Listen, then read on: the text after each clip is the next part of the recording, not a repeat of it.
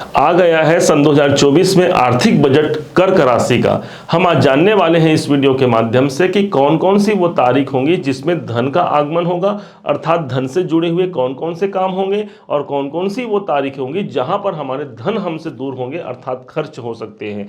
कौन से वो कारण होंगे जिसके उपाय के द्वारा हम आर्थिक लाभ को मजबूत करा पाएंगे। सारी बातों पर हम चर्चा करने जा रहे हैं। इस कार्यक्रम का जो बेस होगा वो होगा सबसे लंबी अवधि तक चलने वाले देवगुरु बृहस्पति, राहु देव और साथ ही साथ हमारे शनि देव, इन तीनों के गोचरी प्रभाव को हम समझेंगे। और आपके जो वित्त मंत्री बनते हैं सूर्य देव, सूर्य का ट्रांजिट कैसे कैसे परिवर्तन होकर के आपके धन को परिवर्तन कराएगा, इस बात को हम जानने वाले हैं। प्रारंभ करते हैं सबसे पहले आपके वित्त मंत्री भगवान सूर्य से, जिनका गोचर हमने यहां पर लिख रखा है पूरे साल 2024 का, जिसके हिसाब से 13 फरवरी तक, मतलब वर्तमान समय जब आप ये वीडियो देख रहे हैं उस दिन से लेकर के 13 फरवरी तक ये रहेंगे मकर में। मकर अर्थात कर्क राशि से ठीक सप्तम भाव पर यहां पर सूर्य भगवान आ गए। अब सप्तम भाव पर आकर के इसका मतलब ये हो गया इस टाइम पर आप अपने व्यापार कर्म क्षेत्र की ओर ज्यादा प्रयासरत रहेंगे। अपने कार्य क्षेत्र में आप इस समय पर धन लगा सकते हैं, आप ऐसा जानिएगा, क्योंकि धनेश हमारे सप्तम भाव पर है। अपने जीवन साथी या जीवन संगिनी के द्वारा हमें धन की प्राप्ति हो सकती है, या फिर आप उन्हें कुछ उपहार दे इस समय पर दे सकते हैं। यदि आप पार्टनरशिप से जुड़ा हुआ कोई बिजनेस या व्यापार करते हैं तो ये मानिए कि 13 फरवरी तक का समय आपके जीवन में आपको अनुकूलता और धन लाभ के दृष्टिकोण से अनुकूल होगा। जैसे ही 13 फरवरी से लेकर के 14 मार्च तक का समय आता है, तभी हमारा जो अगला जो ट्रांजिट होगा भगवान सूर्य का वो हो जाएगा कुंभ में। कुंभ के हिसाब से ये समय हो जाएगा, ये सूर्य अब कहाँ चले गए, आपके अष्टम में। अष्टम भाव पर धनेश जाकर के धन की फसाहट करते हैं। धन से जुड़े हुए कोई मामले हमारे बन नहीं पाते। सूर्य जब अष्टम पर होते हैं, खासकर जब धनेश चले जाए, तो इस समय पर अपने धन लेन पर हमें विशेष सतर्कता रखनी चाहिए। कब किसे पैसे देने हैं, कब किनसे पैसे लेने हैं, इनका सतर्कता पूर्वक हमें ब्यौरा निकालने के पश्चात ही वहां पर धन लगाना चाहिए। अर्थात ये अष्टम भाव पर रहते हुए आपके आर्थिक दृष्टिकोण से बहुत अच्छा समय नहीं होगा 14 मार्च तक का समय। अब जैसे ही 14 मार्च से लेकर के 13 अप्रैल तक का समय आता है, इसी बीच ये चले जाएंगे मीन में। मीन में मतलब ये चलेगा एक घर आगे भगवान सूर्य। अब ये एक घर आगे जब जाते हैं तो ये स्थान होता है भाग्य का। अब धन के स्वामी आ गए भाग्य भाव में, एक अच्छी स्थिति आ गई।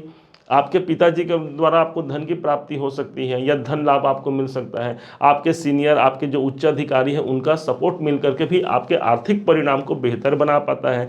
नवम भाव हमारे धार्मिक यात्राओं को दिखाता है, इसलिए इस समय पर हम धार्मिक यात्राओं के द्वारा भी धन व्यय कर सकते हैं। यदि आप विद्यार्थी हैं, उच्च शिक्षा प्राप्त कर रहे हैं, तो अपने उच्च शिक्षा में आपको धन व्यय करना पड़ेगा। लेकिन भाग्य भाव पर धनेश का जाना आर्थिक पक्ष से मजबूत आप मानिए इसे। इस समय पर धन से जुड़े हुए कोई कार्य हमारे नहीं बन पा रहे हैं, बनने की उम्मीद काफी हद तक प्रबल हो जाएगी, क्योंकि भाग्य का सपोर्ट आपको इस समय पर मिल जाएगा। अब ऑलरेडी यहां पर पहले से राहु देव विद्यमान है, अब राहु और सूर्य का कॉम्बिनेशन मिल जाएगा। तो राहु को क्या कहा गया है, बढ़ोतरी कारक माना गया है, और सूर्य को क्या माना गया है, आपके धन। तो धन की बढ़ोतरी दोनों ही दृष्टिकोण से आपके लिए ये ट्रांजिट, जब मीन में गुरु रहेंगे, आपके लिए एक अच्छा संकेत आप इसे मान सकते हैं। अब 13 अप्रैल से लेकर के 14 मई तक का जो समय होगा, इस समय पर मेष में चले जाएंगे भगवान सूर्य। अब ये मेष में जाएंगे तो अपने उच्च राशि पर रहेंगे, और ऊपर से यहाँ पर देवगुरु बृहस्पति विद्यमान रहेंगे क्या, तो 14 मई से लेकर के 14 मई तक ये मेष में रहेंगे, और देवगुरु बृहस्पति उस भाव को छोड़ करके एक घर आगे चले जाएंगे।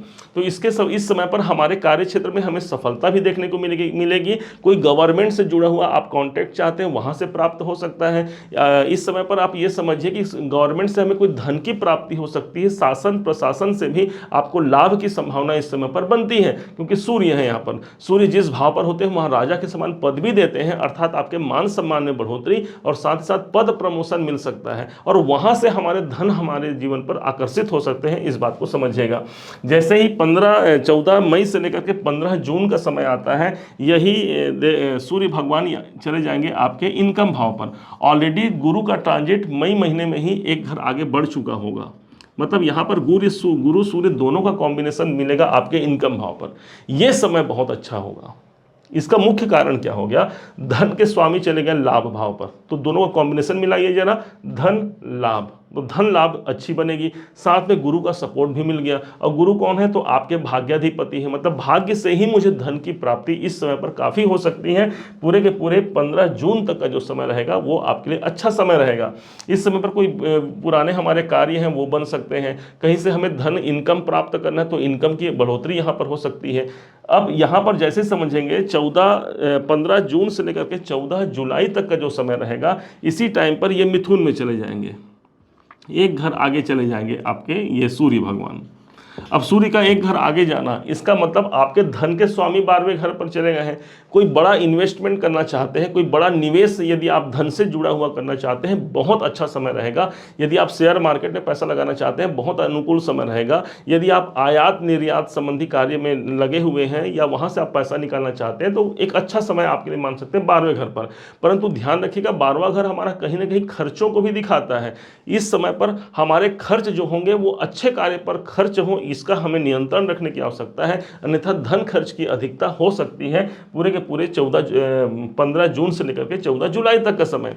अब जैसे ही 14 जुलाई से लेकर के 16/8 मतलब 16 अगस्त का समय आता है, इस टाइम पर ये कर्क में चले जाएंगे। मतलब लीजिए, अब भगवान सूर्य आपके अपने राशि पर ही आ गए। अब कर्क पे आएंगे, धनेश हमारे कर्क पे आएंगे। हम इस समय पर ज़्यादा प्रयासरत रहेंगे अपने कार्य के द्वारा हमें धन की प्राप्ति हो। जब लग्न पर धन के वित्त मंत्री होंगे, हम अपने आप पर इस समय पर खर्च करेंगे, अपने किसी वस्त्र आभूषण या कुछ भी हो सकता है जो हमें आवश्यकता है अपने जीवन में आगे बढ़ाने के लिए। ये समय होगा अपने स्वयं पर खर्च करने के लिए। हम इस समय पर ज़्यादा चलायमान रहेंगे, हमारे व्यक्तित्व में विकास आएगा, क्योंकि सूर्य भगवान जिस स्थान पर होते हैं वहाँ पर प्रतिष्ठा बढ़ती है। आपके अंदर स्वयं मान सम्मान की प्रतिष्ठा बढ़ेगी, अर्थात आर्थिक पक्ष जब मजबूत रहेगा तभी तो हमारी प्रतिष्ठा बढ़ेगी भाई, इस बात को आप समझिएगा। फिर जैसे ही 16 अगस्त से लेकर के 16 सितंबर का समय आता है, यही सिंह राशि में चले जाते हैं, मतलब कर्क राशि से एक घर आगे, और सूर्य भगवान इस भाव के मालिक ही हो गए। अब ये समझिए, धन के स्वामी धन भाव पर रहेंगे, एक बहुत अच्छा संजोग इसे आप मान सकते हैं। क्या किसी ग्रह की दृष्टि पड़ रही है तो देखते हैं जरा, है ना। राहु की दृष्टि, शनि की दृष्टि, हाँ शनि की दृष्टि पड़ेगी आपके धन भाव पर और साथ में सूर्य पर। सूर्य और शनि दोनों का कॉम्बिनेशन यहाँ पर मिल गया, शनि का प्रभाव भी आ गया। शनि हमारे कर्म है और सूर्य हमारे धन है, तो हमारे कर्म क्षेत्र से धन की प्राप्ति। इस समय पर आपके बैंक बैलेंस बढ़ सकते हैं।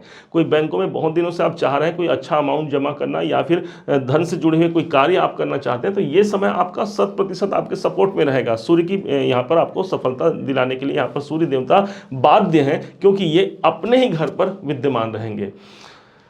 आपके कुटुंब से, आपके वाणी से यदि आप स्पीच देते हैं, किसी उस कार्य फील्ड से जुड़े हुए हैं, तो यहाँ पर भी आपको सफलता देखने को मिलेगी, अर्थात धनागमन का एक सोर्स हो सकता है। आपके कुटुंबजन भी आपके धन दिला सकते हैं। क्यों? क्योंकि दूसरा घर हमारा धन है, कुटुंब से जुड़ करके रहना ही आपके धन की प्रबलता को यहाँ पर सिद्ध करेगा। फिर जैसे ही 16 सितंबर से लेकर के 17 अक्टूबर तक का समय आता है, कन्या राशि में रहेंगे। कन्या राशि मतलब कि कर्क राशि से तीसरे घर पर हमारे सूर्य चले गए।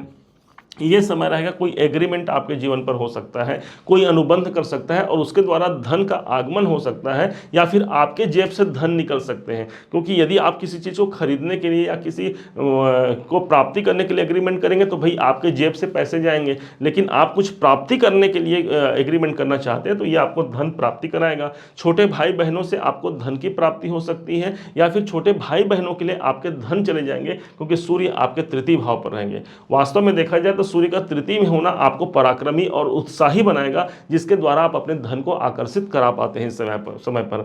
यदि आप ऑनलाइन संबंधी काम करते हैं तो यह सूर्य का ट्रांजिट जब तीसरे घर पर होगा अनुकूल होगा, और यहीं पर राहु की दृष्टि भी सीधी दृष्टि पड़ रही है आपके ठीक पराक्रम भाव पर, अर्थात पराक्रमी आप इस समय पर रहेंगे और अपने पराक्रम के द्वारा आर्थिक प्रगति को आप प्राप्त कर पाएंगे। जैसे 17 अक्टूबर से लेकर के 16 नवंबर का समय आता है, यही तुला में चले जाएंगे, मतलब कि सूर्य आ गए अब आपके चतुर्थ भाव पर। चतुर्थ भाव पर धन के स्वामी का चतुर्थ भाव पर आना, प्रॉपर्टी से जुड़े हुए कोई कार्य आपके बन सकते हैं। आपके पैसे इस समय पर प्रॉपर्टी से प्रॉपर्टी में लग सकते हैं, या फिर आप प्रॉपर्टी बेचना चाहते हैं, ये वो समय होगा जब आपके प्रॉपर्टी जल्दी बिक जाए। और क्योंकि कारण यहाँ इसका मुख्य ये भी हो गया कि गुरु देवता यहाँ पर लाभ भाव पर तो रहेंगे ही, तो कोई आर्थिक इनकम निकाल करके आपको प्रॉपर्टी के दृष्टिकोण से दिला सकते हैं। कोई भूमि, भवन, वाहन, मकान इत्यादि का लाभ होगा। आपकी माता जी से भी आपके लाभ की संभावना यहाँ पर प्रबल होती है। इसके बाद 16 नवंबर से लेकर के 15 दिसंबर तक का जो समय होगा, इस समय पर सूर्य वृश्चिक में रहेंगे, मतलब आपके मूल त्रिकोण घर पर रहेंगे। धन का पंचम पे आना, आपके मानसिक क्रियाओं से ही धन की वृद्धि होगी। हम एक बहुत बड़ा फिगर सोच रहे हैं अपने पैसों को लेकर के, वो पैसे हमारे जीवन पर आ सकते हैं। पंचम भाव हमारे एजुकेशन होता है, इस समय पर आप एजुकेशन में आपके पैसे लग सकते हैं। आपके संतान में आपके पैसे लग सकते हैं, क्योंकि संतान भाव यही है। बच्चों के द्वारा या बच्चों के लिए आपके धन का काम इस समय पर सबसे ज़्यादा सर्वाधिक होगा। और ऊपर से देवगुरु बृहस्पति की एक दृष्टि आ रही होगी सीधे आपके पंचम भाव पर, मतलब सबसे ज़्यादा जागृति जो इस समय पर होगा 16 नवंबर से लेकर के पूरे 15 दिसंबर अंतिम समय तक, वो आप ये समझें कि कोई विशेष कार्य हमारे बन सकते हैं और खास करके इच्छाओं की पूर्ति हो सकती है। तो भाई जब हमारे पास धन की पर्याप्त मात्रा होगी तभी हम कुछ सोच रहे हैं, उस इच्छा को हम पूर्ति कर पाएंगे। तो ये आपके लिए इस प्रकार से सफलतादायक इस साल के अंत में आपको देखने को मिलेगा। अब बड़े ग्रहों में समझा जाए तो शनि देवता आपके अष्टम भाव पर बैठे हैं। अष्टम भाव पर शनि का होना परिवर्तनकारी होता है। माना कि आपको अढ़ैया का प्रभाव चल रहा है, लेकिन शनि देवता अष्टम भाव पर होकर के इसी साल 2024 में कोई बड़ा परिवर्तन कराएंगे। अब बड़ा परिवर्तन इसका मतलब ये हो गया पॉजिटिव या नेगेटिव, तो ध्यान रखिएगा नेगेटिव हो नहीं सकता, क्योंकि शनि देवता ऑलरेडी एक साल इनका समय व्यतीत हो चुका है। अब एक साल 2024 भर और रहेंगे, तो अब जितना प्रताड़ना उन्हें प्रदान करना था करा दिए हमें, अब हमें एक अच्छी अनुभूति दिला पाएंगे। हालांकि आपके बर्थ चार्ट में, आपके जन्म कुंडली में ग्रहों की स्थिति डिपेंड करती है कि शनि का यह प्रभाव आपके जीवन में कितना रहेगा।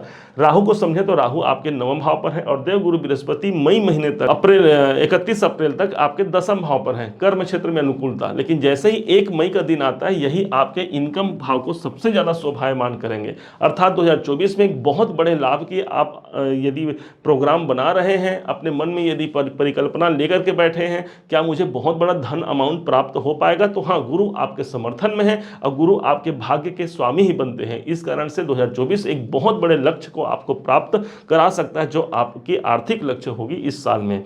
तो धनेश आपके भगवान सूर्य हैं। हमेशा जल्दी उठना और भगवान सूर्य को नमस्कार करना आपके आर्थिक लक्ष्य को मजबूत बनाएगा, आपके आर्थिक परिणाम को आप तक दिला पाएगा। आपके जो पिताजी हैं साक्षात सूर्य भगवान हैं और साक्षात धनेश हैं आपके, इसलिए उनके साथ आपके वैचारिक वैमनस्य न रहे, आपके उनके साथ मधुरता बनी रहे। सूर्य का सबसे अच्छा प्रभाव माना जाता है भगवान शंकर जी महादेव पर जल से अभिषेक करना और कुछ लाल सिंदूर या गुलाल जो भी हो, लाल रंग उसमें मिला करके, लाल पुष्प मिला करके भगवान सूर्य को आप जल अर्पण कर सकते हैं। इससे भी आपके धन धान्य की बहुत वृद्धि होगी, धनेश आपके मजबूत होंगे, धन का प्रभाव काफी हद तक प्रबल होगा। उम्मीद है आप सबने इसे समझा, आप सबने इसे जाना है। यदि आपने इसे समझा है, जाना है, मेरे समझाने का प्रयास यदि आपको सार्थक लगा हो, मेरे समझाने का तरीका यदि आपको सार्थक लगा हो, तो हर बार की भांति इस बार भी अपना प्यार भरा लाइक और कमेंट करना कभी मत भूलिएगा। और हाँ, यदि अभी तक आपने चैनल को सब्सक्राइब नहीं किया है, सब्सक्राइब भी कीजिएगा। पुनः एक बार फिर आप सभी का दिवस बहुत मंगलमय हो, इन्हीं शुभकामनाओं के साथ जय श्री राम।